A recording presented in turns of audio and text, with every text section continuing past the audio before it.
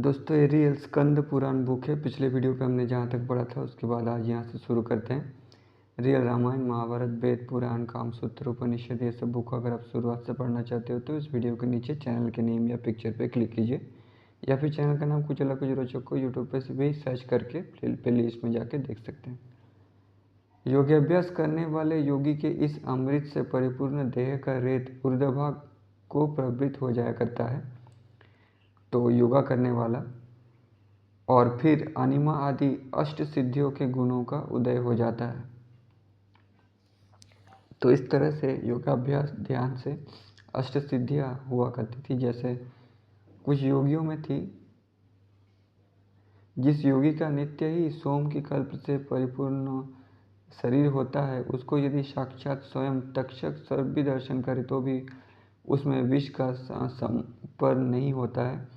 आसन से समायुक्त, प्राणायाम से संयुक्त, प्रत्याहार से सुसंपन्न होता हुआ धारणा का अभ्यास करना चाहिए। हृदय में 5 भूतों का पृथक पृथक जो धारण करना है, और वो भी मन के परम निश्चलता के भाव से किया जाता है, इसलिए इसको धारणा कहा जाता है। हरिताल के तुल्य सलकार और सभेदस चतुष्कोण भूमि का हृदय में ध्यान करें, यही स्थिति की धारणा कही जाती है। कंठ में अर्धचंद्र के समान विष्णु से समन्वित जल का तत्व है। बकार उसका बीज है और वो कुंद के पुष्प की आभा के सदस्य आभा वाला है। इस भांति अम्बु का ध्यान करना चाहिए, इसी से वो अम्बु के ऊपर जय प्राप्त करे। तालु में स्थित इंद्रगोप के समान आभा वाला त्रिकोण और रेप किसी आभा से युक्त रुद्रदेव के द्वारा अभिष्टित तेज का ध्यान करके बहिर को जीतना चाहिए। वायु तत्व को दोनों भुवों के मध्य भाग में अंजन के सदस्य वृत्ता का ध्यान करें, जिसका संबीज है और इस देव से वो अधिष्ठित है। इसी रीति से ध्यान करते हुए वायु पर जय प्राप्त करें।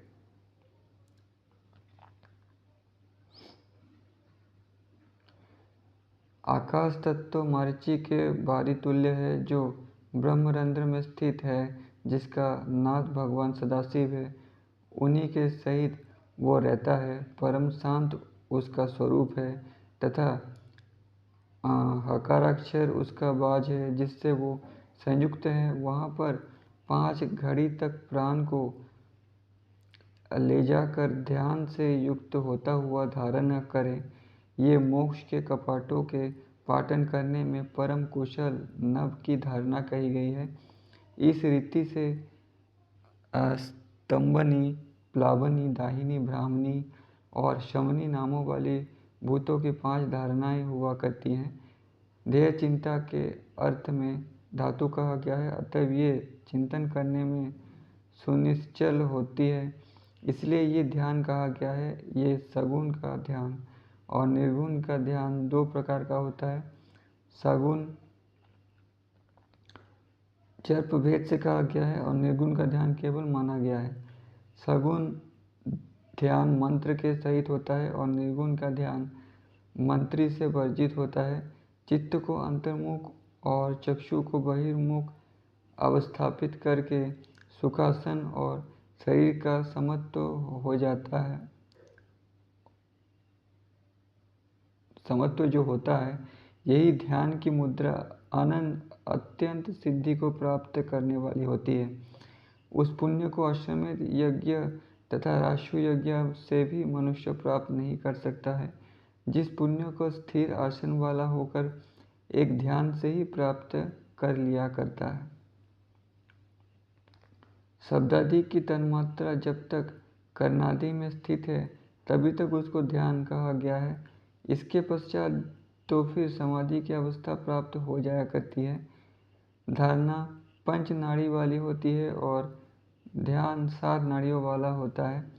समाधि 12 दिन की होती है, यहाँ पर ऐसा ही कहा जाता है। जिस प्रकार से जल और संदर्भ का साम्य योग से होता है, उसी रीति से आत्मा और मन का योग अर्थात एकता का हो जाना ही यहाँ पर समाधि कही जाती है। जिस समय में प्राण संक्षीण हो जाता है और मानस प्रलीन हो जाया करता है, उसी समय में समरसता होती है, जिसको यहाँ पर समाधि कहा जाया करता है, जो जीवात्मा और परमात्मा दोनों का यहाँ पर समत्व हो जाता है और जिसमें सभी संकल्प नष्ट हो जाया करते हैं, उसी अवस्था का नाम यहाँ पर समाधि कहा जाता है। समाधि में निरत हुआ योगी ना तो आत्मा का ज्ञान उसे रहता और ना पर को ही वो जानता है। शील और उष्ण का भी उसे ज्ञान नहीं होता है। समाधि में युक्त योगी को सुख तथा दुख का भी कुछ ज्ञान नहीं रहा करता है। वो समाधिस्थ योगी काल से काल्यायमान नहीं होता और कर्म से भी लिप्त नहीं करता है। शास्त्रों में भी उसका भेदन नहीं किया जा सकता। समाधि से युक्त रहने वाले योगी का ऐसा ही अद्भुत प्रभाव होता है। जो योगी युक्त आहार और विहार वाला होता है तथा कर्मों में भी युक्त चेष्टाओं वाला रहा करता है एवं युक्त निद्रा तथा उच्च बोध से युक्त है, वही योगी तत्व का साक्षात्कार किया करता है। ब्रह्म के वेत्ता लोग हेतु और दृष्टांत से रहित मन वाणी के अगोचर विज्ञान और आनंद स्वरूप ब्रह्म तत्व को जानते हैं। वहीं पर योगी निरालंब निरातंक निरामय परब्रह्म में षडंग योग की विधि से लीन हो जाया करते हैं। जिस प्रकार से घी में क्षिप्त हुआ घृत वो घृत हो जाया करता है, कोई भी दोनों में भेद नहीं रहा करता। और इसी तरह खीर से क्षिप्त खीर ही हुआ करता है और तन्मयता को प्राप्त हो जाया करता है। बिना आलस्य के जात जलों से अंगों का योगी को मर्दन करना चाहिए। योगी को उष्ण लवण का त्याग कर देना चाहिए और सब खीर का भोजन करने वाला रहना चाहिए। जो सदा ब्रह्मचारी, क्रोध पर विजय प्राप्त करने वाला, लोभ को जीत लेने वाला, मत्सरता से रहित होकर 1 वर्ष प्रयत्न सदा अभ्यास करने से वो व्यक्ति योगी कहा जाया करता है। जो महामुद्रा, नवोमुद्रा, उदयान, जलंधर और मूलबंध को भली भांति जानता है, वही योगी योग की सिद्धि का पूर्ण अधिकारी हुआ करता है। नाड़ियों के जाल का शोधन और चंद्र सूर्य दोनों का घटन, रसों का शोषण जिसमें हुआ करता है, वही महामुद्रा कही जाया करती है। वाम चरण से योनि का संपीड़न करके और वक्षस्थल में थोड़ी लगाकर दोनों हाथों से प्रसूत दक्षिण पैर को चिरकाल तक धारण करना चाहिए। प्राण से कुक्षी को आपूरित करके चिरकाल प्रयत्न शनि शनि यानी धीरे धीरे भली भांति रेचक करे। इसी को महामुद्रा कहा गया है, जो कि महान अघों के ओग का विनाश करने वाली होती है। इसी प्रकार से अष्टांग में भली भांति अभ्यास करके फिर सूर्यांग में अभ्यास करना चाहिए। जब तक तुल्य संख्या हो तब तक करे, फिर मुद्रा का विसर्जन कर लेना चाहिए। ना तो कोई पत्थर हितकर भोजन है और ना कुछ अपत्य ही है। सभी रस भी नीरस हो जाते हैं। घोर विष भी पिया जाए और उसे पीयूष की ही भांति जीर्ण कर जाता है। क्षय, कुष्ठ, उदावर्ग, गुल्म और अजीर्ण जिनमें प्रमुख है, इन समस्त व्याधियों के दोष उस योगाभ्यासी के क्षय को प्राप्त हो जाया करते हैं जो महामुद्रा का अभ्यास किया करते हैं। कपाल के कुहर में जीवा प्रविष्ट हुई हो और अविपरीत गमन करने वाली हो तथा दृष्टि दोनों भवों के अंतर्गत हो, ऐसी इस मुद्रा को खेचरी मुद्रा कहते हैं। जो इस खेचरी मुद्रा को जानता है वो सरों के समुदाय से पीड़ित नहीं होता है और ना कर्म से ही लिप्त हुआ करता है। उसको काल के द्वारा भी बाधा नहीं दी जाया करती है। खेचरी मुद्रा के अभ्यास करने वाले पुरुष का चित्त तो आकाश में संचरण किया करता है और आकाश में गई हुई जिह्वा भी संचरण किया करती है। इसी कारण से इस मुद्रा का नाम खेचरी पड़ गया है। और ये मुद्रा सिद्ध के द्वारा निषेवित हुआ करती है। जब तक इस देह में बिंदु स्थित रहा करता है, तब तक मृत्यु का भय कहाँ है, अर्थात मौत का भय होता ही नहीं है।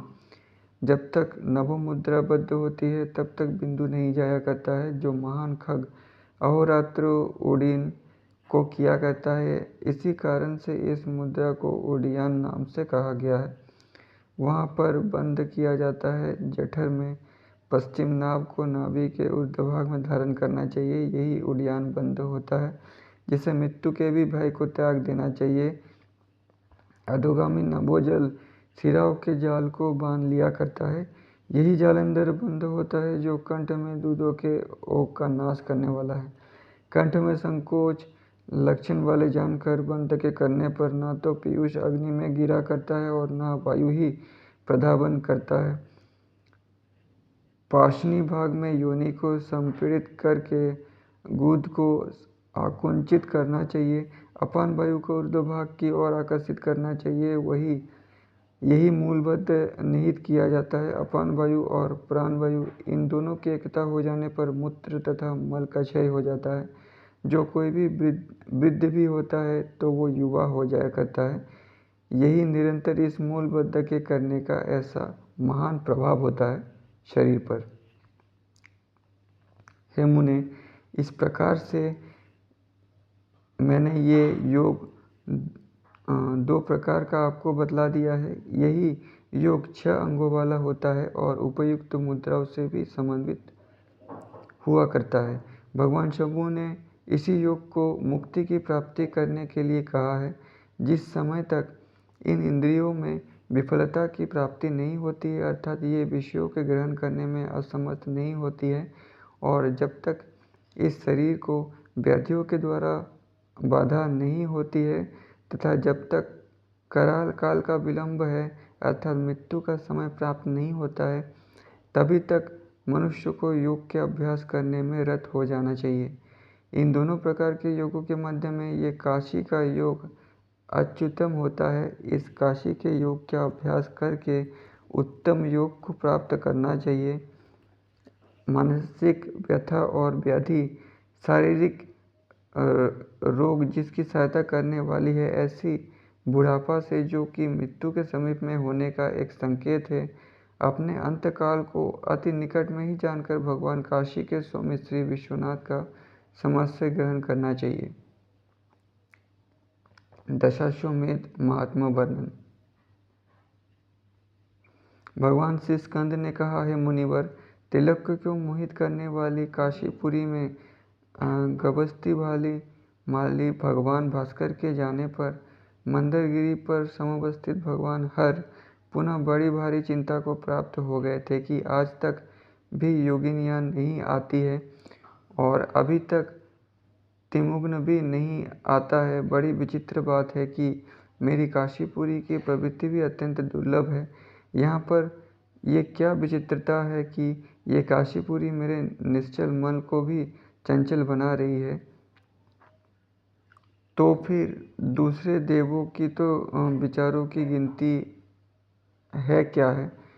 मैंने तीनों जगतों पर विजय प्राप्त कर लेने वाले कामदेव को भी बहुत ही शीघ्र तीसरे नेत्रों के द्वारा दग्ध कर दिया था। अहो, बड़े आश्चर्य की बात है कि यहाँ पर ये काशी की अभिलाषा मुझको ही अधिक सता रही है। इस काशी की प्रवृत्ति की खोज करने के लिए वहाँ से मैं किसके पास जाऊँ? इसके जानने के लिए कौन ऐसा निपुण हो सकता है? हाँ, वो उक ब्रह्मा ही हो सकते हैं। इसलिए उन्होंने विधाता के समावान किया था। बहुमान पूर्वक ब्रह्मा जी को वहाँ पर बिठलाकर भगवान श्रीकंठ ने चतुरान ब्रह्मा जी से पूछा था, हे भगवान, मैंने पहले तो योगिनियों को भेजा था और इनके भेजने के पश्चात शस्त्रांशु को प्रेषित वहाँ पर किया था। हे कमल से समुत्पत्ति वाले ब्रह्मा जी, काशीपुरी से वे सब अभी तक भी लौट कर नहीं आए हैं। हे लोकेश, वो काशीपुरी मेरे भी मन में बड़ी उत्सुकता समुत्पन्न किया करती है। जैसे कोई चंचल नेत्रों वाली स्त्री प्रकृति साधारण मनुष्य के हृदय को चंचल कर दिया करती है।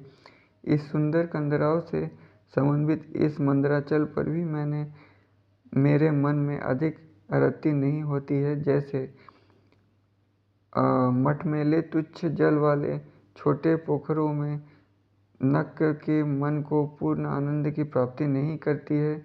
मैंने जो सागर मंथन में निकले हुए हलाहल का पान किया था, उसका ताप भी मुझे उतनी बाधा नहीं पहुंचाता है जैसा कि ये काशीपुरी के वियोग से सुसंपन्न ताप मुझे अर्थात मेरे मन को अत्यंत संताप दे रहा है। मेरे मस्तक पर शीतल किरणों वाला चंद्र भी साक्षात विराजमान रहता है, जो कि सदा पीयूष के शिखरों के द्वारा वृद्धि मेरे ऊपर करता रहता है, किंतु वो भी काशीपुरी के विरह से उत्पन्न होने वाले संताप का शमन करने में समर्थ नहीं हो रहा है। मतलब यहाँ पे ये कहा जा रहा है कि शिव जी काशीपुरी के बिना नहीं रह सकते।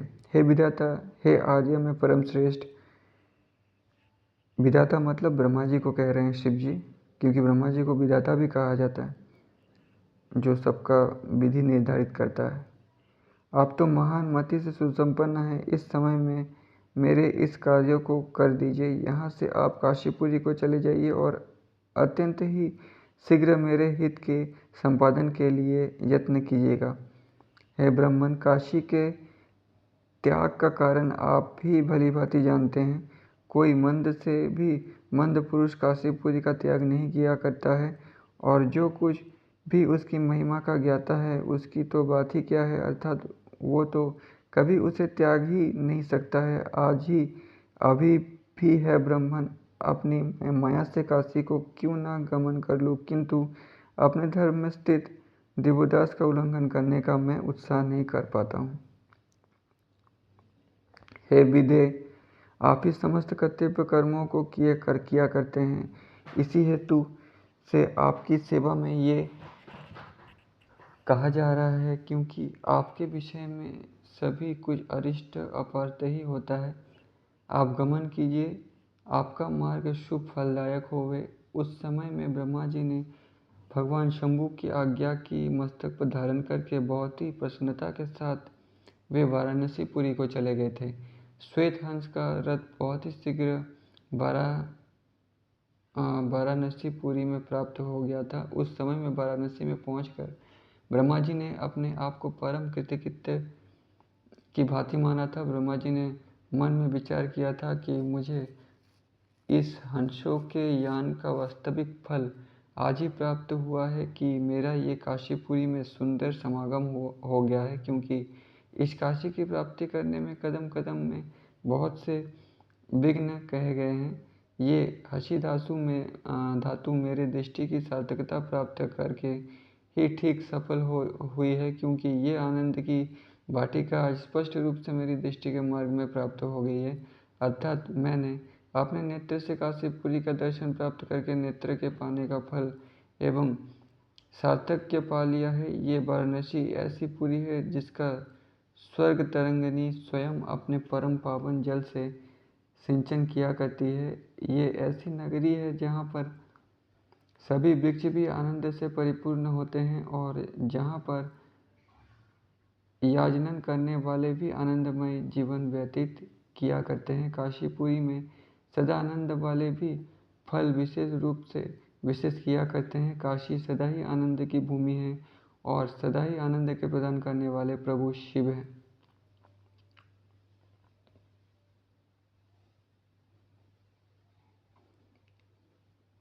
इसी कारण से जो आनंद के स्वरूप वाले जंतु होते हैं वही काशीपुरी में जन्म ग्रहण किया करते हैं।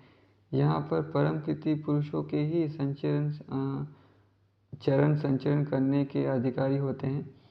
इस विश्व के भर्ता को पुरी की भूमि में जो चरण विचरण करते हैं वही चरण सार्थक है, वही यथार्थकता के में श्रवण है और बहुश्रुत है, जो काशीपुरी की महिमा का श्रवण किया करते हैं। जिन कानों से एक बार भी काशी का श्रवण किया है वही वास्तव में पुरुषों के सफल कान हैं।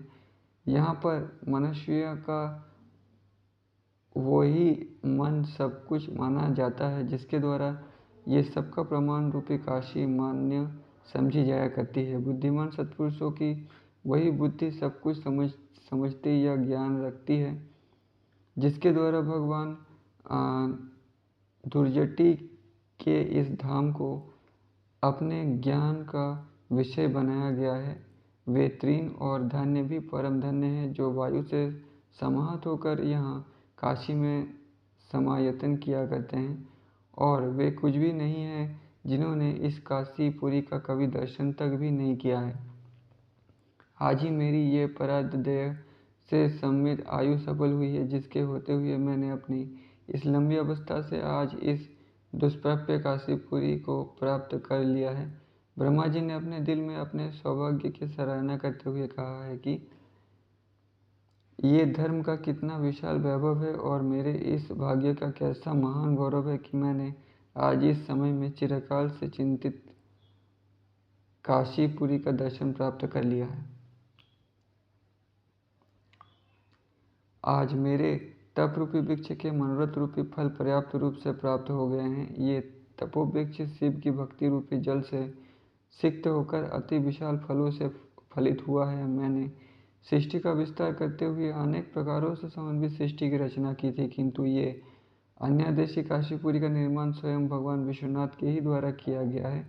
इस प्रकार से परम हर्षित मन वाले ब्रह्मा जी ने उस वाराणसीपुरी का दर्शन करके एक अत्यंत वृद्ध ब्राह्मण के रूप से राजा को जाकर देखा था। जल से आर्द्र अक्षत हाथों में ग्रहण करने वाले उनने राजा को स्वस्ति ये कहकर आशीर्वाद दिया था और राजा के द्वारा किया हुआ प्रणाम प्राप्त करके इसके अनंतर राजा के द्वारा दिए हुए आसन पर बैठ गए थे। नृपति के द्वारा उनका बहुत अधिक सम्मान किया गया था और राजा ने स्वयं उत्थान करके आसन आदि इनको समर्पित किया था। जब विप्र से राजा ने आगमन कारण पूछा तो उन्होंने राजा को विज्ञापित किया था। ब्राह्मण ने कहा, हे भूपाल, मैं बहुत काल का हूँ और यहाँ पर मैं चिरकाल से निवास करने वाला हूँ। आप तो मुझको नहीं जानते हैं, किंतु मैं आपको भली भांति जानता हूँ और उस रिपु को भी जानता हूँ। मैंने सैकड़ों से भी अधिक राजाओं को देखा है जो बहुत अधिक दक्षिणा देने वाले हुए हैं और जिन्होंने अनेक संग्रामों में विजय प्राप्त की है, तथा जो याजक और जितेंद्रिय हुए हैं। ऐसे नृपों को मैंने देखा है जिन्होंने अपने काम, क्रोध, लोभ, मोह, मद, मत्सर्य इन शत्रुओं को विनिष्कृत कर दिया है, जो परम सुशील, सत्वशाली, शुद्ध और राजनीति के ज्ञान में परम विलक्षण थे।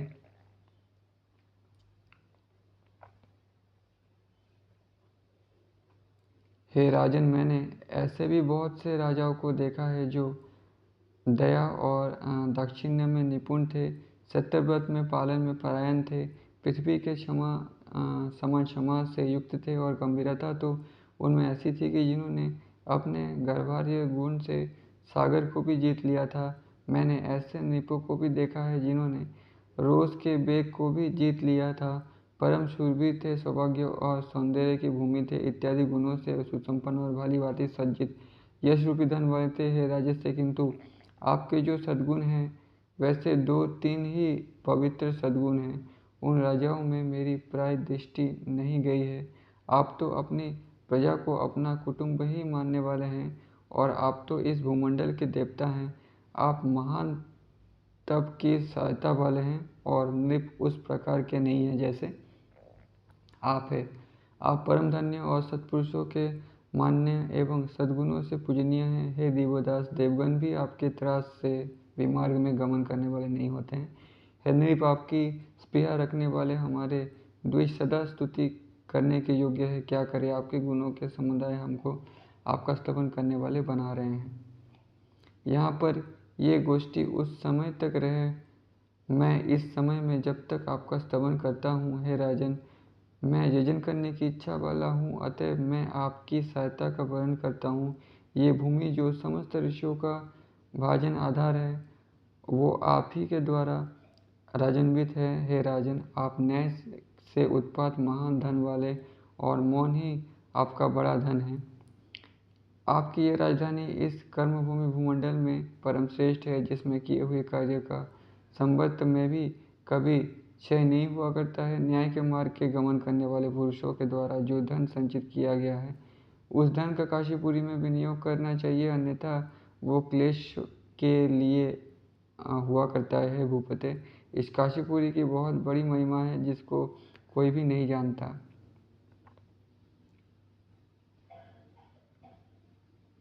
तो दोस्तों वीडियो बहुत बड़ा हो गया है, इसके बाद नेक्स्ट वीडियो पे पढ़ेंगे। तब तक के लिए धन्यवाद।